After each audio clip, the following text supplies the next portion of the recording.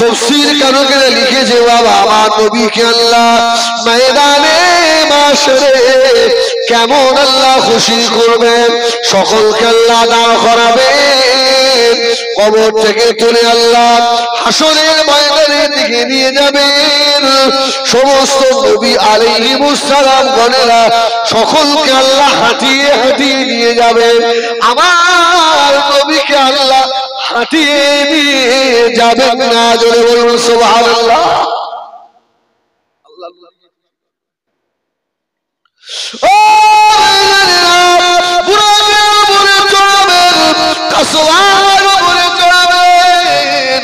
ওই উটের রশিটা কে ধরবে, কে ধরবে? আমার হাবিব আজকে হাসরের ময়দানে যাবে, আমার হাবিব জান্নাতে যাবে, আমার হাবিবকে হাঁটিয়ে নিয়ে যাওয়া হবে না। এই হাবিবের উটের রশিটা কে ধরবে? ওই সময় দেখা যাবে আবু বকর, ওমর, আল্লাহ নবীর অন্যান্য সাহাবীরা দাঁড়িয়ে, ওই সময় আল্লাহ পাকের তরফ থেকে আওয়াজ হয়ে যাবে, আমার হাবিবের উটের রশিটা আমার বেলাল ধরে ধরে নিয়ে যাবে। জোরে বলুন, আরে একটু জোরে বলুন সুবহানাল্লাহ।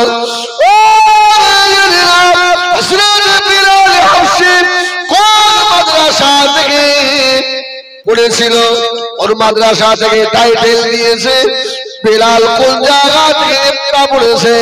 বেলাল কোন ইউনিভার্সিটিতে পড়েছে? না, বেলাল হলো আশিকে রাসূল, সাহাবীদের ভিতরে আশিকে রাসূলের লাকাব পেয়েছে হযরত বেলাল। ওই দিন রশিটা ধরে ধরে নিয়ে যাবে। জোরে বলুন সুবহানাল্লাহ। হাবিবের মর্যাদা সেদিন আল্লাহ এইভাবে বাড়াবে। হ্যাঁ, কোন রিওয়ায়াতে বলা হয়েছে মুসা নবীর উম্মত প্রায় 6 লক্ষ হবে। কত লক্ষ? 6 লক্ষ। আবার রাসূল দেখে বলবে আল্লাহ মুসা নবীর এত উম্মত, আল্লাহ বলবেন হাবিব এইবারে আপনি তাকান, ডাইনে তাকাবে তো জমিন থেকে আসমান, সুবহানাল্লাহ সুবহানাল্লাহ, বামে তাকাবে তো জমিন থেকে আসমান, পিছনে তাকাবে তো জমিন থেকে আসমান, সম্মুখে তাকাবে তো জমিন থেকে আসমান। রাসূল বলছে আল্লাহ এটা কারা? হাবিব এটা আপনার উম্মত। সুবহানাল্লাহ সুবহানাল্লাহ। এই জন্যই তো রাসূলুল্লাহ বলেছে তোমরা দেখে শুনে বিয়ে করো, যে মায়ের বাচ্চা বেশি ওই মায়ের মেয়ে বিয়ে করো। এখন তো দেওয়ালে দেওয়ালে লেখা হয়। আমি বলি সাহেব আমি ওয়াজ করলি কি হবে, আল্লাহ যেন আমারও ক্ষমা করে, আমারও ভুল টুল। কি আমি আপনাদের সবক দিয়ে যাব আর আমার আর হবে না? হ্যাঁ, হাসরের ময়দানে আল্লাহ আমার ধরবে না? এই তুই যে অ্যারেন্ডা দরবারে ওয়াজ করেছিস যে মেয়ের বাচ্চা বেশি তার মেয়ে বিয়ে করো, তোর দুটো কেন? সেদিন তো আমার চামড়া খোলা হবে আগে। তার মধ্যে অনেক কারণ থাকে, কি সেটা তো আর মাইকে বলার বিষয় নয়। আল্লাহ মাফ করে। রাসূল বলেছেন তোমরা আমার উম্মত বাড়াও। এই জন্য অন্যান্য নবীদের হ্যাঁ হবে 40, আমার নবীর 80। সুবহানাল্লাহ বলেন। 80 কাতার, অন্যান্য নবীদের 20, আমার নবীর 80। সুবহানাল্লাহ বলেন। 120 কাতার আমার নবীর উম্মতি হবে। আমার ভাইয়েরা, সোনা লিখেরা, ও যুবকেরা, মুমিনেরা, নবী আমার আদির দুনিয়ার বাদশা খেল্লা এত মর্যাদা দেবেন। তায়েফের মেয়েরা দাঁড়িয়ে বলল ইয়া রাসূলুল্লাহ, ইয়া হাবিবাল্লাহ, আমি কি প্রশ্ন করব আপনি জানেন? নবী আমার বললেন ও আমি রাসূলুল্লাহ এটা বলে দিতে পারি মা, তবে আমি বলবো না, তুমি আমাকে প্রশ্ন করো। এটা বললো ইয়া রাসূলুল্লাহ, ইয়া হাবিবাল্লাহ, জবুর কিতাবে আপনার নাম কি এসেছে? নবী আমার মাথাটা তুলে বললেন ও জবুর কিতাবে আমার নাম এসেছে আলামিন। জোরে বলুন সুবহানাল্লাহ। আরে একটু জোরে বলুন সুবহানাল্লাহ।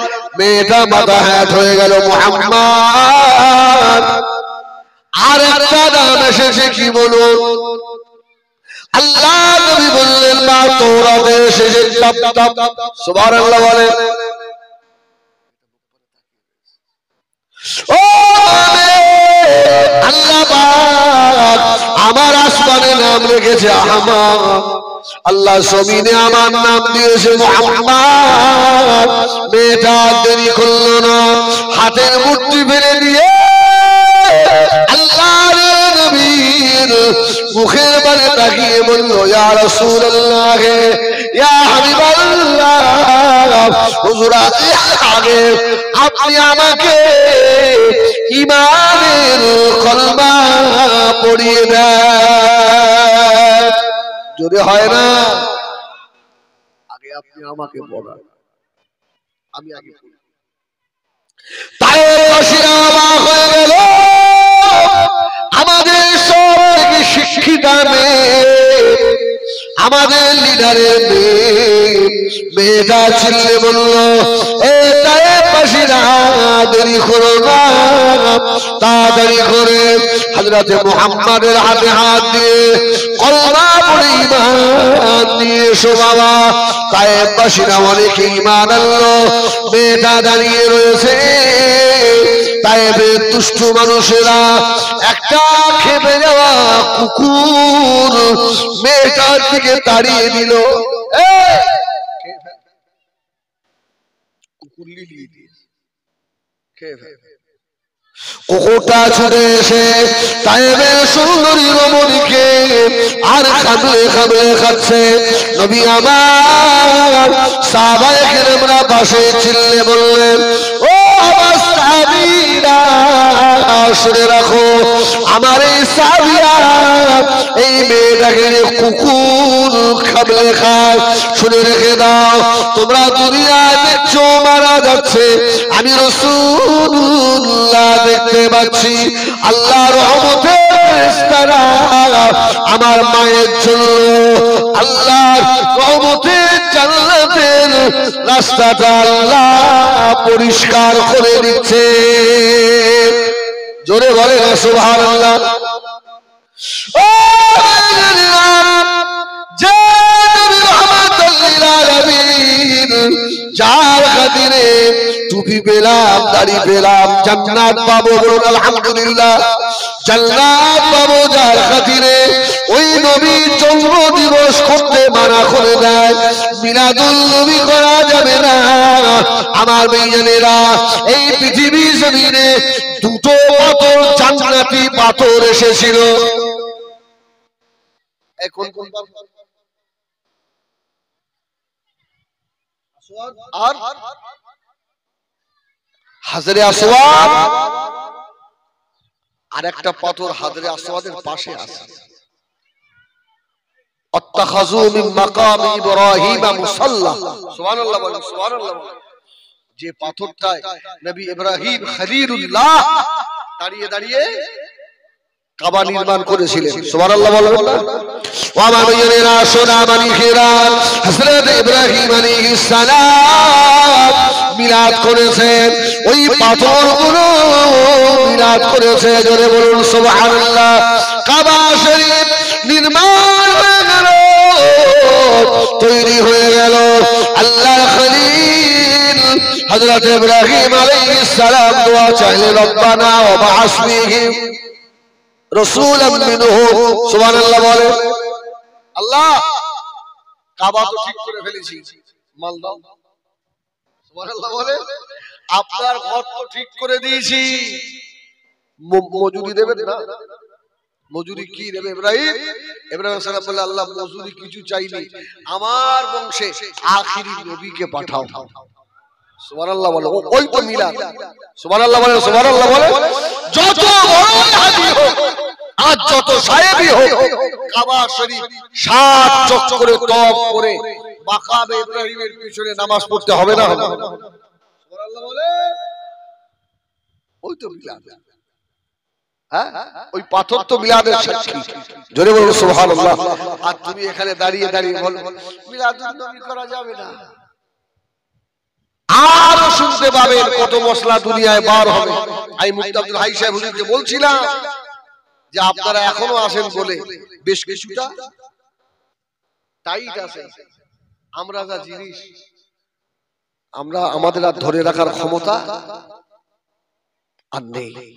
আমার ভাইয়েরা, সোনা মালিকেরা, ও যুবকেরা, কান খাড়া করে শোনো বাবা, আল্লাহ নবীর মাওলুদ শরীফকে যারা ইনকার করে, যারা নাক শিশকায়, শুনে রেখে দাও, আমি হিজবুল্লাহ বলে গেলাম, তোমাদের নসিবে আল্লাহ নবীর জিয়ারত জুটবে না।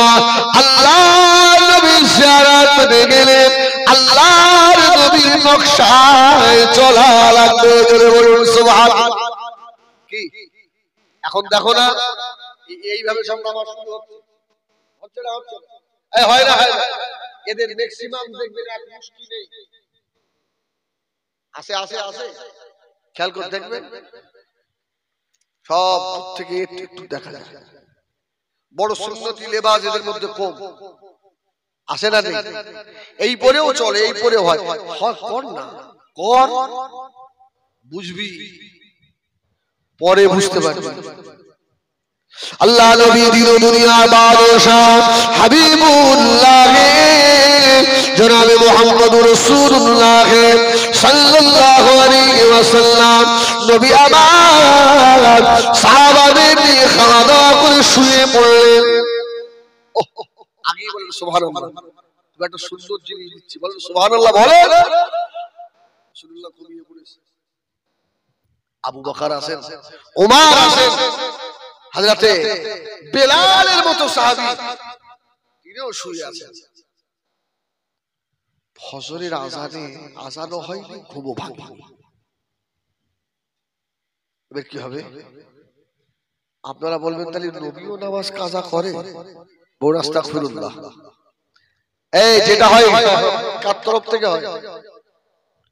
রাসূলুল্লাহর ঘুম ভাঙেনি, আবু বকর, ওমর, বেলাল সব রাসূল ঘুমাচ্ছেন। আচ্ছা, আমার নবীর ঘুম কি আমাদের? মাজার হযরত আয়েশা সিদ্দিকা রাদিয়াল্লাহু তাআলা আমার মাঝে, আমি আয়েশা, আল্লাহ নবী আমার হুজরা শরীফে শুয়ে আছেন, মদিনা মসজিদে নববী শরীফে জামাতের সময় হয়ে গেল। আল্লাহ নবী দেরি করলেন না, তাড়াতাড়ি উঠে গিয়ে নবী আমার ইমামতি করলেন। জোরে বলুন সুবহানাল্লাহ। রাসূলুল্লাহ নামাজ পড়িয়ে এসেছেন, আমাদের আয়েশা বলছেন হুজুর ওযু করলেন না? সুবহানাল্লাহ বলেন, ওযু করলেন না? রাসূল বললেন আয়েশা, তোমরা ঘুমালে তোমাদের অন্তর কল্ব ঘুমিয়ে যায়, আমি নবীর অন্তর কল্ব ঘুমায় না। সুবহানাল্লাহ। তোমরা ঘুমালে তোমাদের ওযু টুটে যায়, আমি রাসূলুল্লাহর ওযু টুটে না। জোরে বলুন সুবহানাল্লাহ। যারা বলে কুল ইন্নামা আনা বাশার, নবী আমাদের মতো, শয়তান তুই ঘুমালেই তো তোর হাওয়া কোথা দিয়ে বার হবে, তোর তো বোঝার ক্ষমতা নেই। নবী নবী তোর মতো হলে হ্যাঁ, আল্লাহু আকবার। সব ঘুমিয়ে গেছে, ফজরের আযান হলো না, নামাজ হলো না বাবা। হযরত সিদ্দিক আকবর আবু বকর সিদ্দিক রাদিয়াল্লাহু তাআলা আনহু, হুজুরের চোখে সূর্যের আলো পড়েছে। সুবহানাল্লাহ। এখন আবু বকর কি করবে? নবী ডাকবে তো, এই নবী ডাকবে তো, ইয়া রাসূলুল্লাহ তাড়াতাড়ি ওঠেন, হ্যাঁ আজকে ফজরের নামাজ কাজা হয়ে গেল। আবু বকর সুবহানাল্লাহ বলেন, সুবহানাল্লাহ বলেন। এই জন্য তো রাসূল বলেছে আবু বকর আমার দুনিয়ারও সাথী, আখিরাতেরও সাথী, আমার কবরেরও সাথী। সুবহানাল্লাহ বলেন। সাহাবী তো এই রকম। আবু বকর আস্তে করে ঘুম ভেঙে গেছে, আল্লাহ রাসূলের মুখের দিকে তাকিয়ে দেখে নবী ঘুমাচ্ছে। আবু বকর কোনো কথা নেই, পাশ মোড়া পড়ে শুয়ে পড়েছে। সুবহানাল্লাহ বলেন, সুবহানাল্লাহ। আমার নবী ওঠেনি, আমি আবু বকর, আমার রাসূল ওঠেননি, আমি আবু বকর। ওয়ালা বিজরিলা সোনা দারিহিরা হযরত আবু বকর সিদ্দিক রাদিয়াল্লাহু তাআলা আনহু হুজুর আমার শুয়ে পড়লেন। হযরত ওমরের ঘুম ভেঙে গেল। ওমর এখন ওমর রাগী না, রাগী না ভাই, কথা বলো, রাগী মানুষ। তো ওমর তো রাসূলুল্লাহকে ডাকতে পারছে না, যত রাগী হোক আমার রাসূলুল্লাহ সম্মুখে গেলে সুবহানাল্লাহ সুবহানাল্লাহ। দেখেন না পীর সাহেবদের বিরুদ্ধে অনেক উল্টো পাল্টা বলে, আমি হিজবুল্লাহ ধরেন আমার বিরুদ্ধে অনেক উল্টো পাল্টা বলছে, কিন্তু এটা আল্লাহর আলেমদের একটা মর্যাদা আল্লাহ দিয়েছে। ওই শত্রুর সম্মুখে গিয়ে দাঁড়াবে, ও দেখবেন আগে সালাম দেবে, হুজুর চা খান হুজুর। হ্যাঁ, কত তার বিরুদ্ধে উল্টো পাল্টা বললো 2 মিনিট আগে, আর যে হুজুর এসে হাজির, হুজুর চা খাবেন হুজুর, আসে না আসে না। আরে যদি আমরা আলেম আমাদের ক্ষেত্রে এই হয়, তাহলে আমার রাসূলুল্লাহর ক্ষেত্রে কি? সুবহানাল্লাহ। ওমর রাগী, কিন্তু আমার নবীর কাছে গিয়ে ওমর তো ওমরের ঘুম ভেঙে গেছে। ওমর, এই বেলাল, এই বেলাল। ওমরের পাশে বেলাল শুয়ে আছে। ওঠ বেলাল চুপ করে শুয়ে, সুবহানাল্লাহ, চুপ করে শুয়ে থাক, আমার নবী ঘুমাচ্ছে। সুবহানাল্লাহ, আমার নবী ঘুমাচ্ছে। নামাজ যিনি নিয়ে এসে তিনি শুয়ে আছে, চুপ শুয়ে থাক। ওমর বলছে এটাও তো ঠিক কথা। সুবহানাল্লাহ বলেন, এটাও তো ঠিক। আমার ভাইয়েরা সোনার লিখেরা, আল্লাহ পাক সাহাবীদের মর্যাদা এত দিয়েছিলেন, আল্লাহ পাক কোরআনে জানিয়েছেন, আল্লাহ হাবিবের সাহাবীদেরকে আল্লাহ বলেছেন তোমরা গুনাহ করবে না, গুনাহ চিন্তা ভাবনা করবে না, যদি করে ফেলো কঠিন সাজা রয়েছে। ও আমার ভাইয়েরা, সাহাবীদের ভিতরে গুনাহ করার ক্ষমতা ছিল না? ছিল না? ছিল না? কত সাহাবী জিনা করে নামাজ কাজা করে ফেলেছে, কিন্তু এটা কি নবীদের ক্ষেত্রে হয়েছে? তাদেরও গুনাহ করার ক্ষমতা ছিল, শক্তি ছিল, কিন্তু হয়নি। আরে এই মর্যাদা বোঝাতে গিয়ে এই যে নামাজ, বেলাল বলছে বেলাল বলছে ওমর ঘুমা, নামাজের এত মর্যাদা। আর একটা ছোট্ট হাদিস শুনিয়ে দিই, এটাও আমি শেষ করব। রাসূলুল্লাহ বসে আছেন, ওযু করবে, ওযু কি করবে? ওযু করবে, ওযু। আমার নবী বসে আছে, একজন এসে বলছে ইয়া রাসূলুল্লাহ একটু হাতে পানি ঢেলে দেবো? সুবহানাল্লাহ বলেন, সুবহানাল্লাহ বলেন। একদম নতুন জিনিস দিচ্ছি, একটু হাতে পানি ঢেলে দিন। অনেক সময় আমরা জলসায় গেলে যুবক ছেলেরা পানি নিয়ে দাঁড়িয়ে থাকে, হুজুর একটু পানিটা আমার হাতে। আমি সে জিনিস নয় যে আমার পা ধুইয়ে দিই। আল্লাহু আকবার। কিছু আলেম আমরা আছি, মানুষের খিদমত নিতে আমরা খুব ভালোবাসি। কি আল্লাহু আকবার। রাসূলুল্লাহ ওযু করলেন, সাহাবী পানি ঢেলে দিয়ে ওযু করা হয়ে গেল। আমার নবী বলছে কি চাও?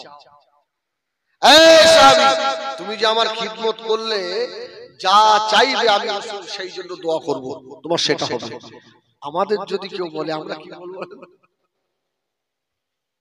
টাকা, আল্লাহ দুটো এক টাকা দেয়। সাহাবী আল্লাহ নবী নূরের মুখের বাণী তাকিয়ে রইলেন, ইয়া রাসূলুল্লাহ, ইয়া হাবিবাল্লাহ, আমি কিচ্ছু চাই না ইয়া রাসূলুল্লাহ, আমি আল্লাহ পাকের রহমতের জান্নাতে আপনার সঙ্গে থাকতে চাই। আপনার সাথে আল্লাহ নবী সাল্লাল্লাহু মুখের বাণী তাকালেন, ও আমার সাহাবী রে, চাওয়াটা একটু বেশি হয়ে গেল না? সুবহানাল্লাহ বলে। মানুষ চায় সাহাবী, তোমার চাওয়াটা একটু বেশি হয়ে গেল।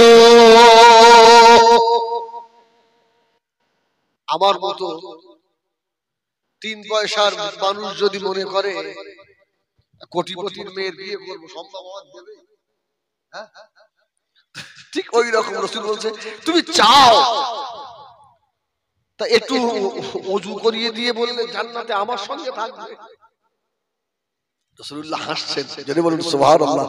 আমার নবী হাসছেন, আচ্ছা ঠিক আছে, ঠিক আছে। আরে আমার রাসূল যেটা বলবে সেটা হবে না? সেটাই তো হয়ে যাবে। এবার সেই মূল কথায় আসুন, সুবহানাল্লাহ বলেন।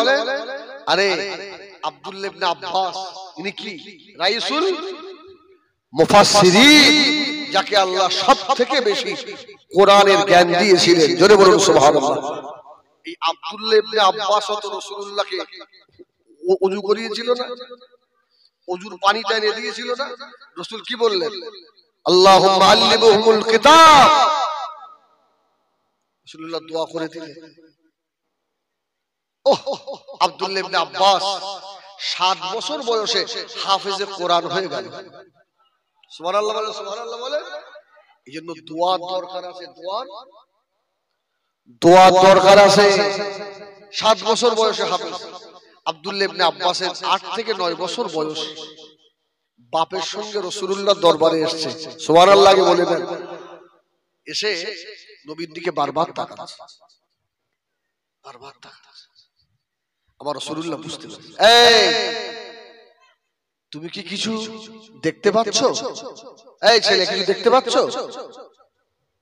বাচ্চা মানুষ আব্দুল্লাহ ইবনে আব্বাস আল্লাহ নবীর সম্মুখে দাঁড়িয়ে বলেছিল, ইয়া রাসূলুল্লাহ, ইয়া হাবিবাল্লাহ, আপনার পাশে কে যেন একজন বসে রয়েছে। জোরে বলুন সুবহানাল্লাহ।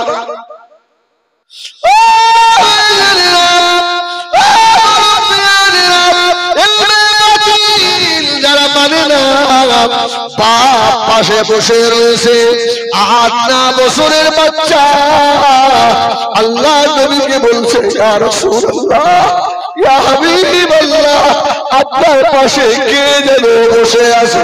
ওই মানুষটাকে আল্লাহ নবী বললেন, ও বাবা ছেলে, বাপ দেখলো না, দেখে ফেললে। আল্লাহ এই 8 বছরের বাচ্চাটাকে ফেরেশতা জিবরাইল আমিন আলাইহিস সালামকে আল্লাহ পাক দেখিয়েছিল। রাসূলের দোয়া।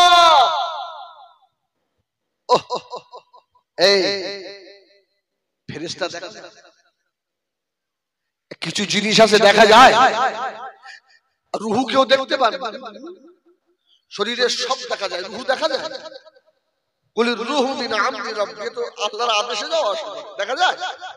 2 কাঁধে 2 ফেরেশতা আছে, দেখা যায় না? শরীরে দেখতে পাবে, এও দেখা যায়। হ্যাঁ, আচ্ছা জিন দেখা যায়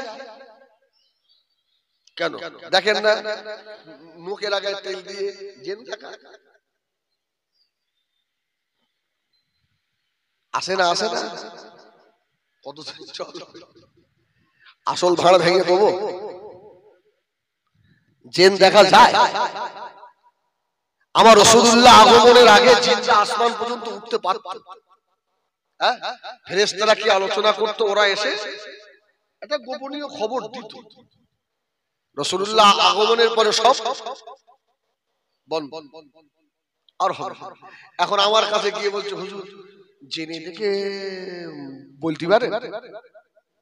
আমি এই জন্য তো আগে বলেছি, আমার কাছে দোয়া নেওয়ার থেকেও একজন রিকশাওয়ালা, ঠেলাওয়ালা, নামাজির কাছ থেকে দোয়া নেবে। আমার হুজুরের কাছে দোয়া নেওয়ার থেকেও এরেন্ডা সুফি সাহেব হুজুরের দরবারে এসে বসে থাকবেন, আল্লাহ তোমার এই ওলি বান্দার ওসিলায় আমার আশা পূর্ণ করে দাও। যেন সুফি সাহেবের কাছে আবার চেয়ে বসেন না, তাহলে কিন্তু ঈমান আমার সব যা। হুজুর বলে দিল, জেনে দেখতে 100 টাকা, জেনে বলে দিল। তা হুজুর বলো দিন, আমি আজকে জানতে বলছি, 100 টাকা দিয়ে গেলাম, আমি কি দিয়ে ভাত খেয়ে আসবো বলতে হবে হুজুর। ওটা কি বলা যায়? ওটা বলা যায় না। আর আমার বাড়ির মধ্যে জেন দৌড়চ্ছে, এটা বলা যায়? লোক দিয়ে সব দেখাচ্ছে, ওই তো কালো মতো, ওই যে দৌড়ে যাচ্ছে। জেন হচ্ছে আগুনে তৈরি বাবা। জেন কিসে? জেন অদৃশ্য, জেন দেখা যায় না। আল্লাহর ওলি হযরতে শাহ ওলিউল্লাহ মুহাদ্দিসে দেহলভী রাহমাতুল্লাহ আলাইহি একটা ঘটনা লিখেছে। আল্লাহর একজন মুহাদ্দিস বললাম নামাজে দাঁড়িয়ে রয়েছে, নামাজে দাঁড়িয়েছেন, এমন তো সময় বিষধর সাপ এসে দাঁড়ালো। জিন অনেকের সুরাত নিতে পারে না, বিষধর সাপ এসে দাঁড়িয়েছে। এখন নামাজের মধ্যে কি করবে? সাপ মারা যাবে, মারা যাবে, হুকুম আছে, দাও ঝেড়ে দাও। মুহাদ্দিস সাহেব নামাজের মধ্যে বিষধর সাপ দেখে লাঠি ছিল পাশে, এক গাছ হয়েছে। এখন ও তো সাপ নয়, ও তো জিনের বাচ্চা। কিসের বাচ্চা? জিন। জিন, জিনদের বাদশার ছোট বেটা। আল্লাহর ওলি যখন ছাত্রদের হাদিস পড়াতেন, মুহাদ্দিস সাহেব হাদিসের দার্স দিতেন, জিনের বাচ্চাটা এসে আল্লাহর ওলি বান্দা মুহাদ্দিস বান্দার জবান থেকে আল্লাহ শোনা নবীর জবানের হাদিসগুলো শুনতো। জোরে বলুন সুবহানাল্লাহ। কিন্তু মুহাদ্দিস সাহেব তো জানে না যে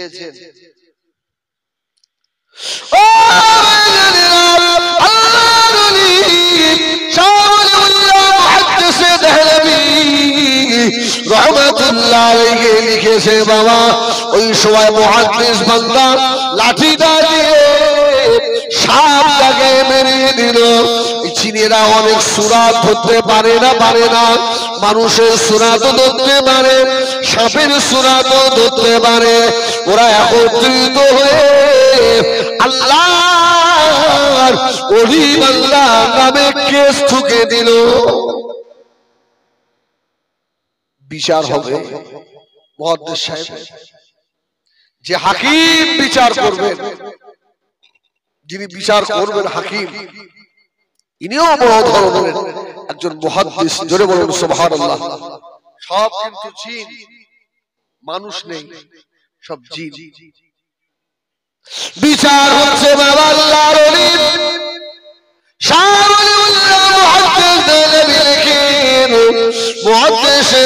বসে আছেন।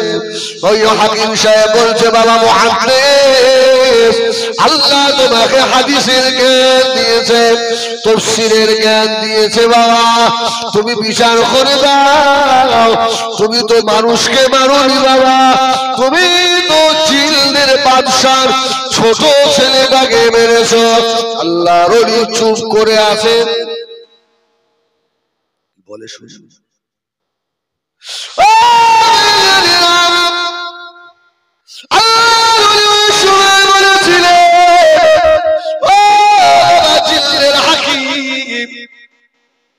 আমি চিনতে পারিনি বাবা, আমি ওকে মেরেছি,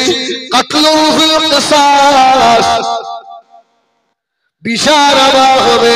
আমি একজনকে মেরে ফেলেছি, এর বদলে আমারও তো মৃত্যুদণ্ড, আমাকে দিয়ে দেন, আমার কোনো দুঃখ নাই, আমি দুনিয়া থেকে চলে যেতে রাজি। ময়দানে মাশরে আল্লাহ পাকের দরবারে আসামি হতে পারবো না। সুবহানাল্লাহ বলেন না সুবহানাল্লাহ। বিচার আপনার করতে হবে। আমার বিচার আমি নিজেই করে নিচ্ছি, আপনার করা লাগবে না। আমাকে মৃত্যুদণ্ড দিয়ে দেন, আমি চলে যাই। ও আমার ভাইয়েরা, সোনা বাড়িরা, এমন তো সময় ওই বিশাল মজলিসে বাবা সব থেকে মুরব্বী একটা জিন ছিল, আল্লাহর ওলি হযরত ইমাম শাফিঈ রাহমাতুল্লাহ আলাইহি লিখেছে, ওই জিনটা বয়স ছিল 950 বছর। সুবহানাল্লাহ। এই কোন যাচ্ছ? বাড়ি বাড়ি যাও, এই শুনি সুবহানাল্লাহ বলে। আচ্ছা একবার তাকবীর দেন দিন, নারায়ে তাকবীর। আমি শেষ করে দেব, শেষ করতেই বলো আলহামদুলিল্লাহ, বলেন আলহামদুলিল্লাহ। আরে আমি তো আপনাদের ছেলে, বলেন আলহামদুলিল্লাহ, বলেন ইয়া রাসূলুল্লাহ, মুখ ভরে বলেন ইয়া রাসূলুল্লাহ। আমি তো বুঝিনি ওই মাহফিলে বসেছিল 950 বছরের একটা বৃদ্ধ জিন, একদম বুড়ো হয়ে গেছে। আস্তে আস্তে জিনটা দাঁড়িয়ে বলল, এ হাকিম সাহেব, খবরদার খবরদার, মারা যাবে না, মুহাদ্দিস সাহেবকে মারা যাবে না বাবা। কেন না? আমি রাসূলুল্লাহর জবান থেকে শুনেছি ওই জিন, ওকে তো চিনতে পারিনি, ও তো অন্য সূরাতে এসেছে, এই জন্য মুহাদ্দিস সাহেবকে আল্লাহ ক্ষমা করে দেবে।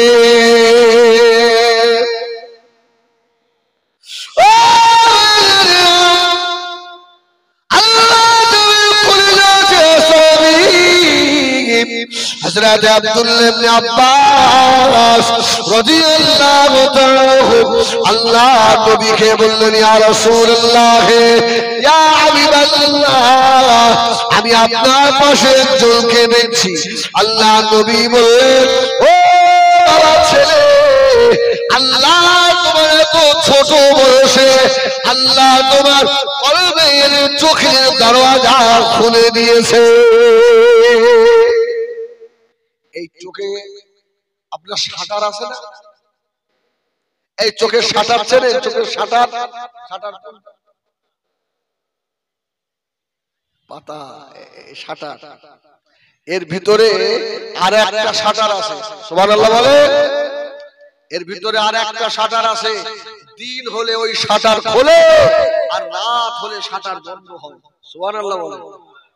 অনেকের আছে এই শাটার বন্ধ হয় না, আছে না? অনেকে দেখবেন ঘুমায় যেন মনে হয় ও আমার দিকে তাকিয়ে রয়েছে। আছে না? আছে না? আমি বাঁকুড়া জেলায় একটা জলসায় গেছি, আমার পাশে একটা হুজুর, নাম নেবো না, ঘুমিয়ে পড়ে।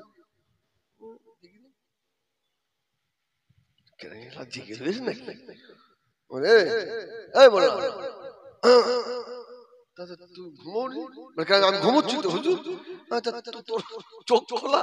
আমি বুঝতে পারিস তোর শাটার লক হয়ে গেছে, তোর শাটার ওইভাবে থাকবে লক হয়ে গেছে। এই দুনিয়ার জাহিরি চোখের যেমন শাটার আছে, বাতিনি চোখের শাটার কিছু বলে না। যাদের শাটার লক হয়ে আছে ওরা দুনিয়া দেখে, আখিরাত দেখে না, ওরা কবরের আযাব দেখে না, আল্লাহর আরশ দেখতে পায় না বাবা, দেওয়ালের ওই পাশে কি আছে দেখতে পায় না।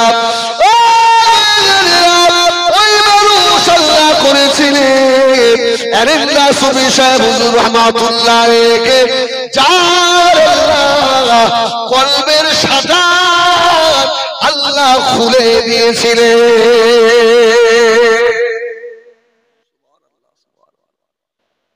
আল্লাহ নবী দোয়া করলেন, এ আব্দুল্লাহ ইবনে আব্বাস,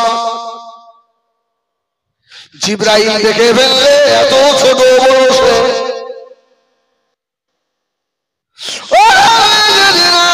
নবী আমার নিরুদুনিয়া বাদশাহ হাবিবুল্লাহ জনাবে মুহাম্মদুর রাসূলুল্লাহ সাল্লাল্লাহু আলাইহি ওয়াসাল্লাম, আল্লাহ নবী দোয়া করলেন, যে চোখে জিবরাইল দেখেছে ওই চোখটা থাকবে না, ওই চোখ অন্ধ হয়ে যাবে।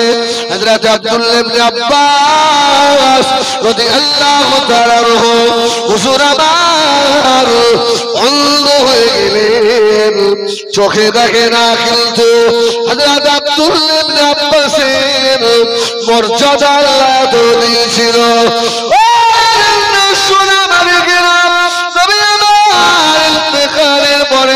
হযরত আবু বকর খলিফা হলেন, হযরত আবু বকরের পরে ওমর খলিফা হলেন। হযরত ওমর অর্ধজানের খলিফা ছিলেন। হযরত আব্দুল্লাহ ইবনে আব্বাসের বয়স তখন মাত্র 17 বছর। সুবহানাল্লাহ। একটু নতুন নতুন মনে হচ্ছে না? সব তো ভালো জ্ঞানী মানুষ, আমার বলাটাও এই 17 বছর উমর কি করলেন? এই অন্ধ আব্দুল্লাহ ইবনে আব্বাসকে সংসদ সদস্য বানিয়ে নিলেন। সুবহানাল্লাহ। সংসদ সদস্য। এখন হক কথা বলতে গেলে তো গায়ে উল্টো দিকে আসবে। খোদার কসম আমি কোন পার্টির সাপোর্টার নই। হ্যাঁ, কি তৃণমূল, কি আইএসএফ, কি সিপিএম, কি বিজেপি, একজনকে দিতে হয়। খোদাকে কসম বলছি, কেউ যেন এর খারাপ নেবেন না, তবে ভাঙড় যেন ন্যাংটো হয়ে গেল। এই আবার কি কথা বললেন? ভাঙড়ের মেয়ে ছেলেরা এখন ইউটিউবে আসে না নেই? হ্যাঁ, আবার বলছে আতা গাছে কি নেই তাই নেই, এই নেই তাই নেই, সব বেহায়া আছে না? 17 বছর বয়স আব্দুল্লাহ ইবনে আব্বাস সংসদ সদস্য। সুবহানাল্লাহ বলে। আর সংসদে যখন টুপিওয়ালা যাবে দুর্নীতি থাকবে না ইনশাআল্লাহ। সুবহানাল্লাহ বলে, সুবহানাল্লাহ বলে। আপনারা কি বলেন আমি জানি। হ্যাঁ, আমার নওশাদ ভাইকে আমার খুব ভালো লাগে।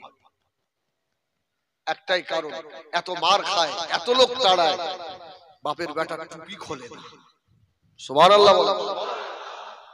বাপের বেটা টুপি খোলে না, টুপি পড়ে যাচ্ছে, নিজেকে টেনে হেঁচড়ে নিয়ে যাচ্ছে, আবার আঁকড়াচ্ছে। সুবহানাল্লাহ বলে।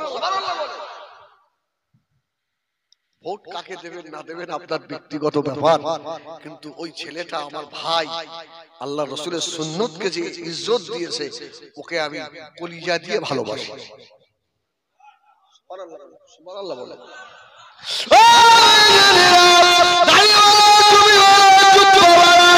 সংসদে চলে গেলে দুর্নীতি থাকবে না, চুরি হবে না, আর হালালি হবে না বাবা, এই যেতে দেওয়া হবে না। হযরত আব্দুল্লাহ ইবনে আব্বাস 17 বছরের ছেলেটা সংসদ সদস্য হয়ে গেল। সংসদ সদস্য মুরব্বীরা বলল, হযরত ওমর এই যুবকটাকে আপনি কেন ঢোকালেন? সুবহানাল্লাহ বলো। এই যুবকটা এমনি 17 বছর বয়স, তাতে আবার কানা। হযরত ওমরের পানি পড়তে লাগলো। সাবিরা আরো কথা বলবে না, আর কোনদিনও কথা বলো না, কেননা আব্দুল্লাহ ইবনে আব্বাসকে আল্লাহ পাক তার হাবিবের দোয়া ইলম দিয়েছে, যেমন চুম্বকের মতো লেগে যায় ইলমগুলো আব্দুল্লাহ ইবনে আব্বাসের কলিজার ভিতরে গিয়েছে। জোরে বলুন সুবহানাল্লাহ।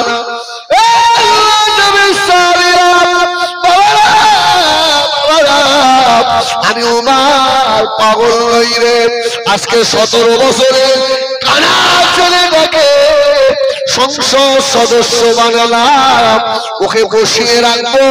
আমরা মুরব্বিরা যদি ভুল করে ফেলি, আব্দুল্লাহ ইবনে আব্বাস আল্লাহর নবীর কাছ থেকে ইলম পাওয়া ছেলেটা আমাদের সংশোধন করে দেবে। জোরে বলে না?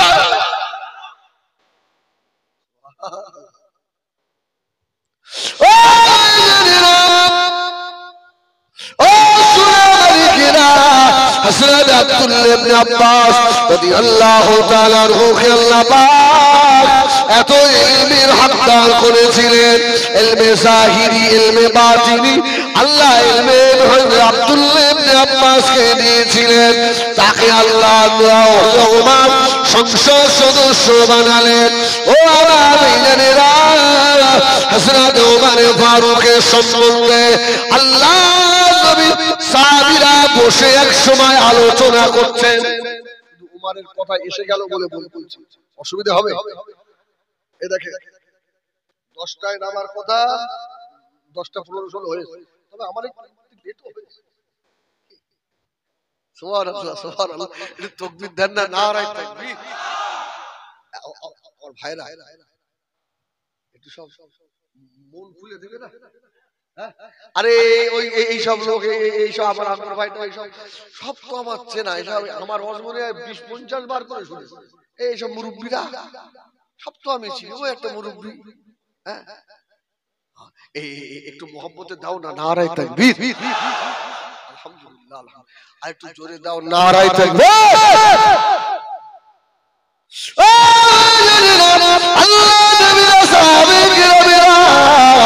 মদিনার মসজিদে নববী শেষে গোল করে বসে আলোচনা করতে লাগলো। আমাদের খলিফা ওমর রাদিয়াল্লাহু তাআলা আনহু, হযরত ওমরকে আমরা একটু সাবধান করব। কিসে? বলে ওমর অর্ধজাহানের খলিফা, তো এই খলিফাতুল মুসলিমিন হয়েও উমারের কয়েকটা জিনিস যেন খুব খারাপ। কি বলে? এক নাম্বার হলো উমারের জামায় সব তালি লাগানো। সুবহানাল্লাহ বলে। উমারের জামায় তালি লাগানো।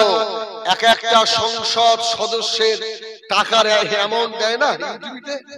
হ্যাঁ, ভিখারির বেটা কিচ্ছু ছিল না, 2 বছর সংসদ হয়ে এখন কোটি টাকার মালিক। আছে না নেই? বলতে পারছি রে, গলা টিপে ধরে মারবে তো। আমি তো দুর্বল লোক, এই বললে আমার কাপড় চলে যাবে।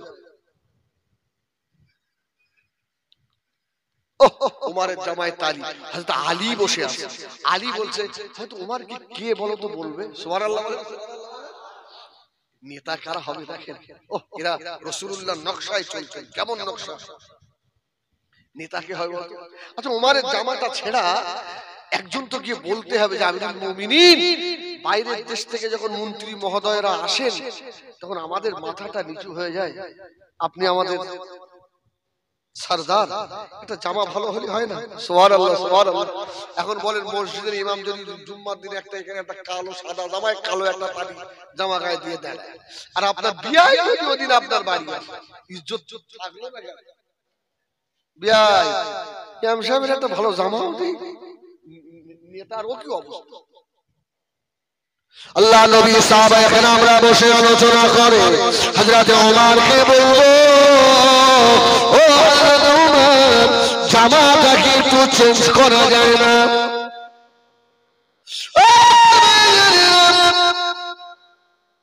দ্বিতীয় হযরত ওমরকে গিয়ে বলবো, ও আমিরুল মুমিনিন, খলিফাতুল মুসলিমিন, আপনি যে মোটা রুটি খান, এই রুটিটাকে একটু পাতলা করা যায় না? বলুন সুবহানাল্লাহ। আপনি খলিফা, একটু পাতলা রুটি খাবেন, এত মোটা রুটি কেন খান? দ্বিতীয় নাম্বার হলো হযরত ওমরকে গিয়ে বলবো, ওমর, আপনি যে বিছানাটায় শুয়ে থাকেন, অর্ধজাহানের খলিফা, আপনার ঘুম থেকে ওঠার পরে আপনার বিছানার দাগগুলো শরীরে উঠে থাকে। উমারকে গিয়ে বলবো, উমার, একটা মোটা বিছানা কি আপনি ব্যবহার করতে পারেন না? হযরত আলীও বসে আছে। এই কথাটা হযরত উমারকে গিয়ে কে বলবে? সুবহানাল্লাহ, সুবহানাল্লাহ। অন্যান্য সাহাবে কেরামরা বলছে, আলী আপনি যান। সুবহানাল্লাহ বলে। কেন? আপনি রাসূলের চাচাতো ভাই, রাসূলের জামাই, হাসান হোসেনের বাপ, ফাতেমার বিবি স্বামী। আপনার কত দরজা। আপনাকে রাসূল বলেছে, আনা মাদিনাতুল ইলমি ওয়া আলীকুম বাবুহা। আলী বলছে, আমার সাহস নেই। জোরে বলুন সুবহানাল্লাহ। হযরত ওমরের সামনে এই কথা বলবো যে আপনি একটা ভালো জামা গায়ে দেন, উমর রেগে গেলে চাপ খুলে ফেলবে। সুবহানাল্লাহ, সুবহানাল্লাহ। এই তুমি যাও না, বলছে আপনি পারেননি আর আমি যাই? এই তুমি যাও না, বলছে আপনারা দুজন পারেননি আমি যাই? আচ্ছা, এই কথাটা কাকে দিয়ে উমরের কাছে থ্রো করা যাবে? হযরত আলী রাদিয়াল্লাহু তাআলা আনহু আসহাবে কেরামরা বসে বললেন, আল্লাহ নবী পাক বিবি আমাদের আম্মা জান হযরত আয়েশা সিদ্দিকা রাদিয়াল্লাহু তাআলা আমাদের সকলের আম্মা, জোরে বলুন সুবহানাল্লাহ। শুধু আমাদের মা তাই নয়, আম্মা জান হযরত আয়েশা আমাদের সকলের উস্তাদ। সুবহানাল্লাহ।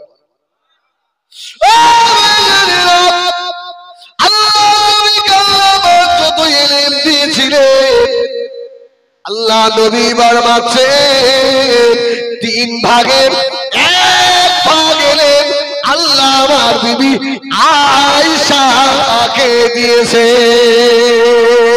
কেননা আল্লাহ নবীর পাক বিবি আমাদের আম্মা জান হযরত আয়েশা সিদ্দিকা রাদিয়াল্লাহু তাআলা আনহা আল্লাহ নবীর কাছে কোরআনের হাফেজা হয়েছে।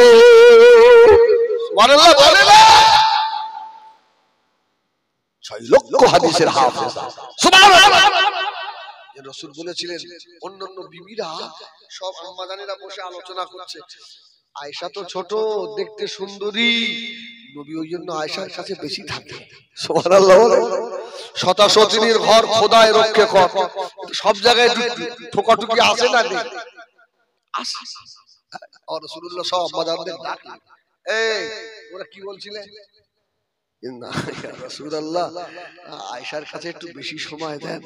আমার রাসূল বললেন, সাহাবীরা শোনো, বিবিরা শোনো, আমার আয়েশার ব্রেনকে আল্লাহ খুব তীক্ষ্ণ করেছে। জোরে বলুন সুবহানাল্লাহ। আমি ওকে আমার কাছে রাখি আর হাদিসগুলো শেখাই। সুবহানাল্লাহ বলে, হাদিসগুলো শেখাই।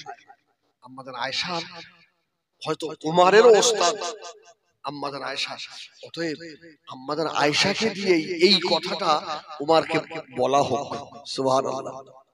আম্মাজান হযরত আয়েশা সিদ্দিকা রাদিয়াল্লাহু তাআলা আনহার কাছে গিয়ে বললেন, ও আম্মাজান হযরত উমরকে গিয়ে বলুন, হযরত উমরকে গিয়ে কথা বলো, জামাটা পাল্টাতে হবে, রুটিটা পাতলা করতে হবে, আর বিছানাটা একটু মোটা করতে হবে। আম্মা জান ঝরঝর ঝরঝর করে কেঁদে দিয়েছে। আমি উমরকে কথা বলতে পারবো না, আমি উমরকে কথা বলতে পারবো না রে। উমর যে আমার রাসূলুল্লাহ নকশার উপরে চলে।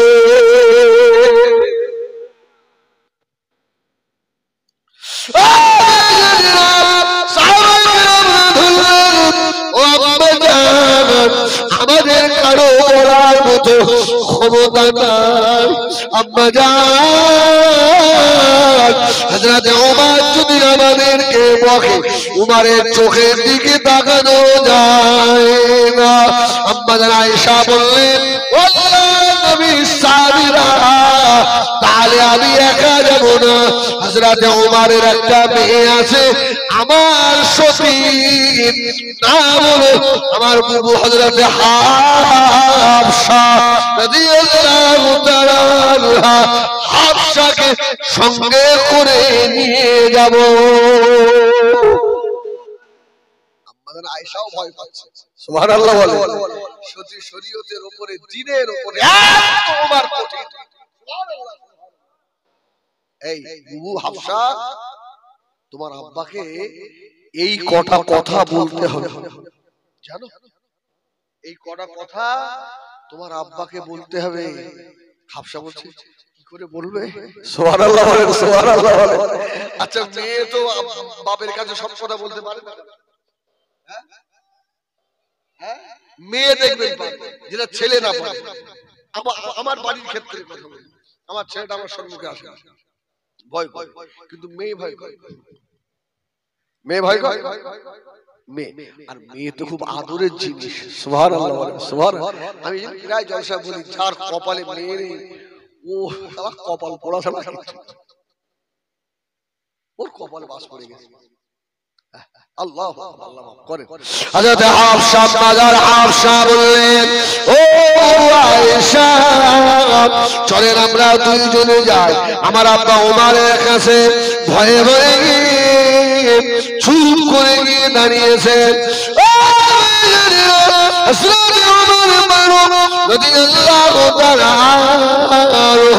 আম্মা জানকে দেখে দাঁড়িয়ে বললেন, আম্মা জান কিছু বলবেন আম্মা জান? ও আমার মা, আমার মেয়ে হাফসা, কি খবর মা? হাফসা একবার আয়েশার দিকে তাকাচ্ছে, আপনি বলেন। সুবহানাল্লাহ সুবহানাল্লাহ।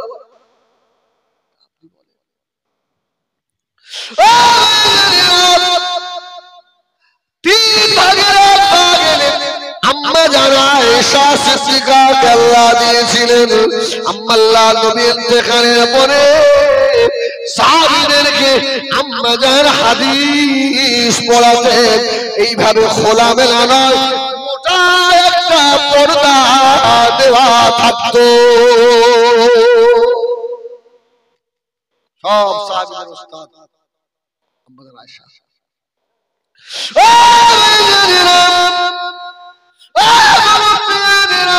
হযরত ওমর দাঁড়িয়ে আম্মা জান আয়েশা ভয়ে ভয়ে ভয়ে ভয়ে গিয়ে বললেন, আমিরুল মুমিনিন একটা কথা ছিল।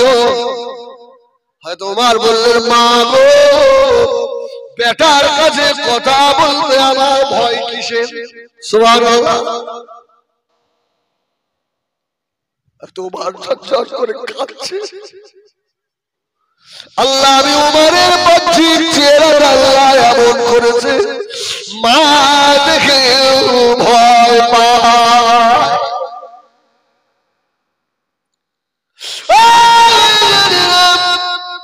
হযরত ওমর বললেন, ও আম্মা জান তাড়াতাড়ি বলো, কি বলবেন বলুন। হযরত আম্মা জান আয়েশা সিদ্দিকা রাদিয়াল্লাহু তাআলা বললেন, উমর জামাটাকে একটু চেঞ্জ করা যায় না? সুবহানাল্লাহ। আপনাদের কি খারাপ লাগছে? ছেড়ে দেবো? আমার ভাই এলেই আমি ছেড়ে দেব।